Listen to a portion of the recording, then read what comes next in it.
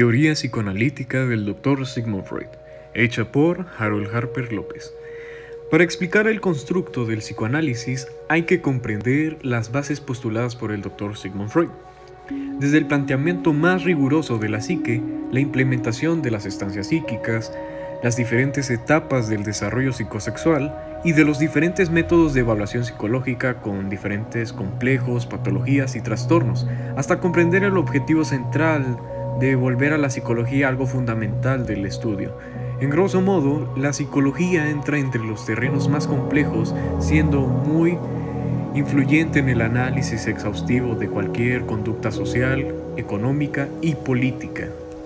Para comprender el psicoanálisis freudiano hay que entender que existen estructuras arquimedianas que sostienen toda la teoría. En mi opinión considero que son las estancias psíquicas, estas fuerzas que rigen el pensar y el actuar. Está constituida por tres estancias que sería el ello, el superyo y el yo. Para empezar vamos a explicar qué es el ello. Es la representación de las pulsiones o impulsos primigenios que vienen con nosotros innatamente desde el momento en que nacemos. Según Freud, constituye el motor del pensamiento y el comportamiento humano. Contiene nuestros deseos de gratificación más primitivos. En la siguiente estancia, que vendría siendo el superyo, esta es la contraparte del ello. Representa los pensamientos más moralistas y éticos que se vienen forjando desde el momento que nos ponemos en contacto con la sociedad. En las siguientes estancias vendría siendo el yo. Esta pertenece entre ambos, vendría siendo un mediador entre nuestras necesidades primitivas y nuestras creencias éticas y morales. No es sinónimo de conciencia, ojo.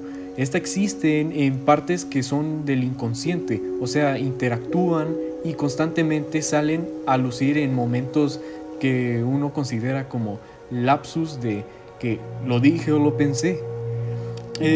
Para entender, un yo saludable proporciona las habilidades para adaptarse a la realidad e interactuar en el mundo exterior de una manera en que represente el mejor compromiso entre los deseos y las emociones pulsionales que el ello exige y las demandas restrictivas o punitivas que provienen del superyo.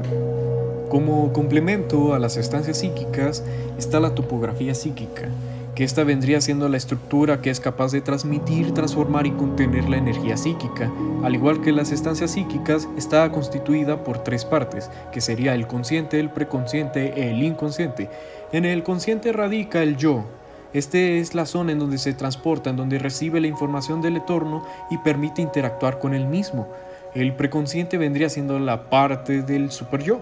Esta gestiona todos los inputs que entran del entorno y los almacena en la memoria, y los que no los arroja al inconsciente. En el inconsciente podemos encontrar que radica más los deseos del ello. Estos son los que no se pudieron cumplir, por motivos posiblemente de ser la falta de firmeza cognitiva y psicológica del yo. Todos estos deseos llegan al inconsciente y se vuelven en diferentes cosas. Pueden ser traumas, deseos libidinales repulsivos, agresividad, patologías y diferentes trastornos. Bueno, suponiendo que ya entendemos la estructura psíquica, vamos a entrar en praxis en la interpretación de los sueños, la vía regia hacia los conocimientos del inconsciente dentro de la vía anímica.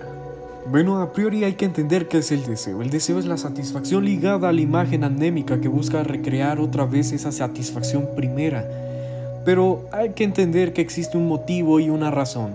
Es que está estrechamente relacionada con las pulsiones, pero lo vamos a dejar de momento, ya que vamos a entrar a la estructura, el preconsciente, sustantivo y adjetivo, que son estos puntos de intermedios que los dos sistemas, consciente e inconsciente, se fusionan para crear un puente de relación.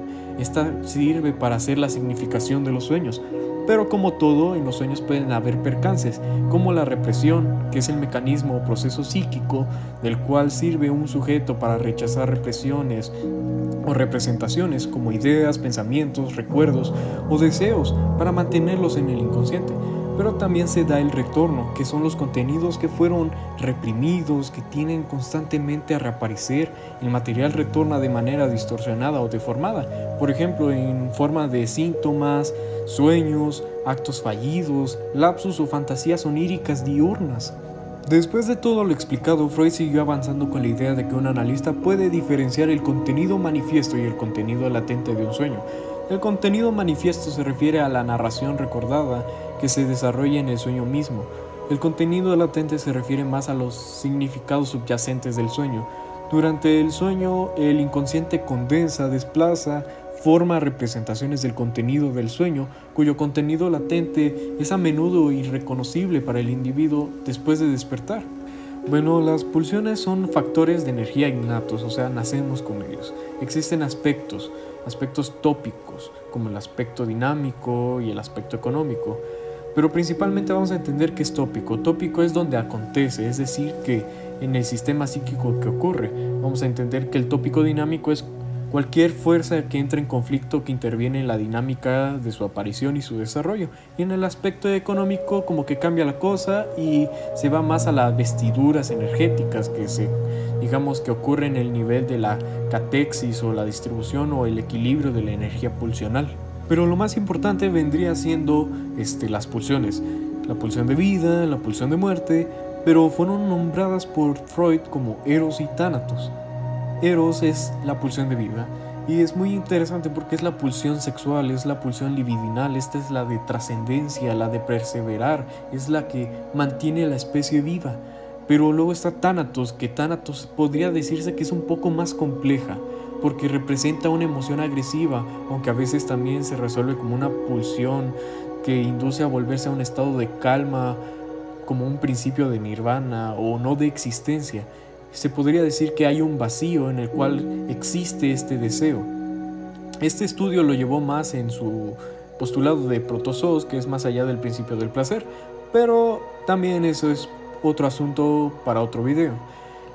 Ahora vamos a entrar cómo sería la compulsión de repetición. Estos son impulsos de los seres humanos en repetir actos y pensamientos, sueños, juegos, escenas, situaciones desagradables, incluso dolorosas. Y aquí entran las dos pulsiones, porque las dos pulsiones juegan el rol de un deseo, y no importa la procedencia del deseo, porque como expliqué, hay sueños, juegos, pero también hay situaciones desagradables y dolorosas que deseas repetir, porque hay un cierto tipo de placer al repetirlas, porque generan algo en ti. Después de todo lo anterior veremos el modelo de desarrollo psicosexual en sus 5 fases. Hay que entender que la libido madura con el individuo por medio del cambio de su objeto. Siendo breves, en la fase oral ejemplifica el placer de los bebés por la lactancia, la fase anal ejemplifica el placer de los niños por el control de esfínteres, en la fase fálica es una representación del niño cuando se fija en el progenitor del sexo opuesto, pero desde un aspecto sexual en la cual se hace un apropiamiento. Esto se le llama complejo de Edipo, que se los voy a explicar más adelante. En el periodo de latencia en que se desarrollan fuerzas psíquicas que inhiben el impulso sexual y reducen su dirección, también se da la castración, que lo hace el progenitor del mismo sexo. Por último, la fase genital, que surge en la adolescencia cuando maduran los órganos genitales y surgen los deseos sexuales y agresivos. Ahora explicando el complejo de Edipo, es el deseo inconsciente de mantener relaciones sexuales incestuosas con el progenitor del sexo opuesto y eliminar al padre del mismo sexo. Hay dos tipos de Edipo, el positivo y el negativo. El positivo se da al odio y la rivalidad al progenitor del mismo sexo y atracción hacia el progenitor del sexo opuesto. El negativo es el amor hacia el progenitor del mismo sexo y la rivalidad y el rechazo hacia el progenitor del sexo opuesto. Esto claramente refiriéndose que un Edipo negativo es cuando el individuo es homosexual. Ahora vamos a hablar de tótem y tabú. Aquí se centra más en algunas concordancias en la vida anímica de los salvajes y de los neuróticos. En este vamos a hablar sobre los temores que se presentan más en la sociedad, como vendría siendo el temor al incesto, que se postula como una cierta analogía entre el incompleto desarrollo de una persona neurótica y el de los clanes primitivos. Ambos estarían en una temprana fase de desarrollo psicosexual, que vendría siendo la etapa fálica, es decir, que es una elección del objeto incestuoso.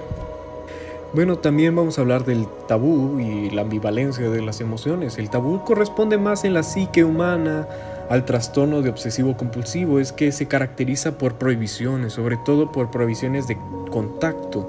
¿Y quién es la expresión del conflicto entre el deseo y la prohibición? Donde hay una prohibición es porque hay un deseo. El siguiente aspecto es el animismo, la magia y la omnipotencia de los pensamientos. Esta se sostiene en el animismo del ser humano, que se atribuye a sí mismo, que sería a través de la magia.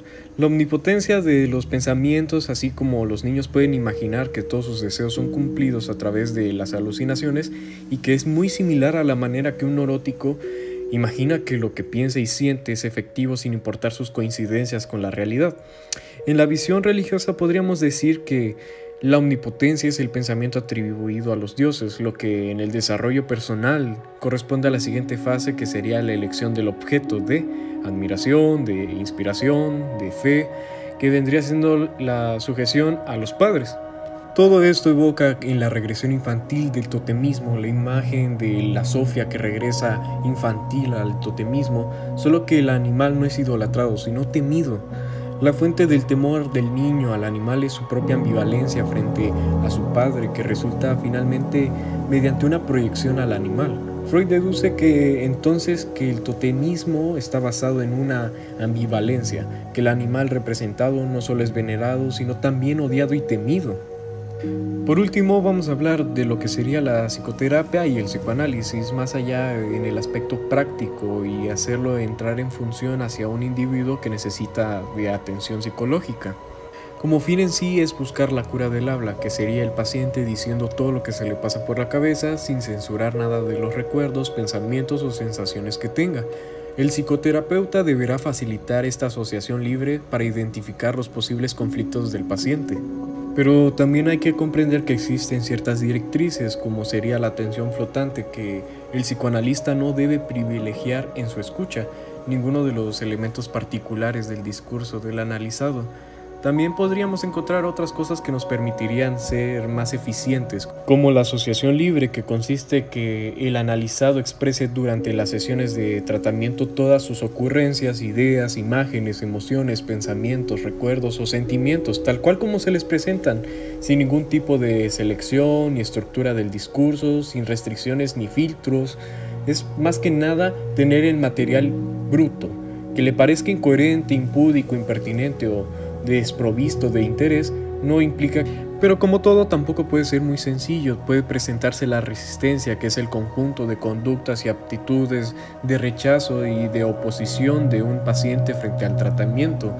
Algunos aspectos específicos de la terapia o de su encuadre o de la misma persona del terapeuta pueden hacer que se desate esta conducta. Pero también se dan otros tipos de resistencia, como la de represión, que es un tipo de resistencia que se constituye en defensa del yo.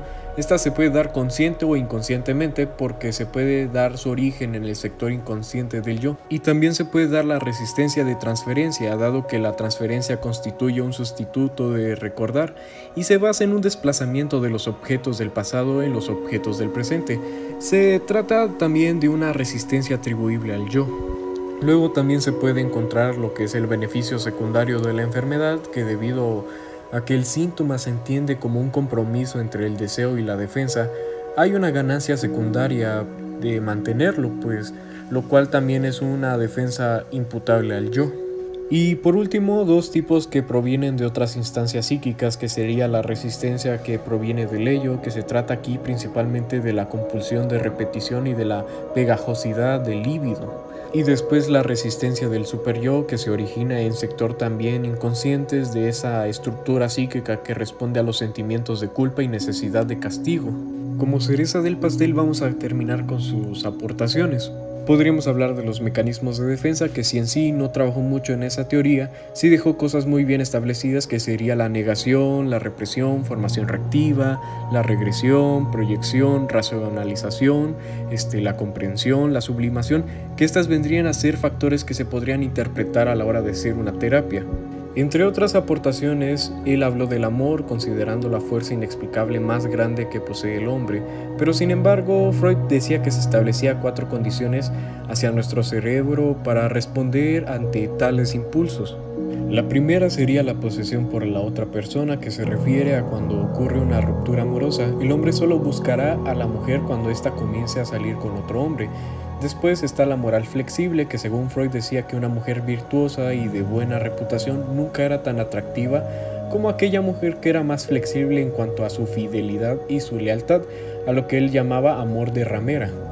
Luego está la sobrevaloración de la mujer. Freud decía que un hombre realmente llegaba a estar totalmente interesado o enamorado de una mujer cuando ésta lo absorbía totalmente en todos los sentidos. Y por último, el complejo del héroe, que este último punto Freud establece que un hombre tiene la necesidad absoluta de proteger a la mujer y que sin ello ella quedaría totalmente expuesta a cualquier peligro.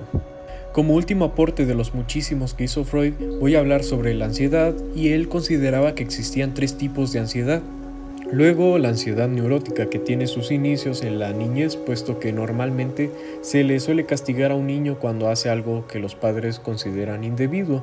Entonces el niño, por medio de hacer castigo. Y por último, la ansiedad moral, que sucede un conflicto entre el ello y el superior cuando el sujeto quiere hacer algo instado por sus deseos o impulsos naturales, y el superior dice que no quiere que se ejecute porque es considerado algo inmoral. Entonces se genera cierta ansiedad. Para culminar este video solo quiero decir unas palabras, y es que en mi pensar considero que Freud nos dejó las bases del psicoanálisis para abrirnos el panorama. Nos dejó la oportunidad de interconectar todos los aspectos que involucran al humano desde su constitución. Imagínense cómo integrar las estancias psíquicas, los análisis hacia las conductas psicosociales y los diferentes factores psíquicos y psicológicos que constituyen la personalidad. Solo puedo decir que las palabras no son suficientes, pero las dudas y los paradigmas son muchísimos. Solo queda cumplir el deseo de Sigmund Freud, que es encontrar las respuestas necesarias a este enigma llamado mente.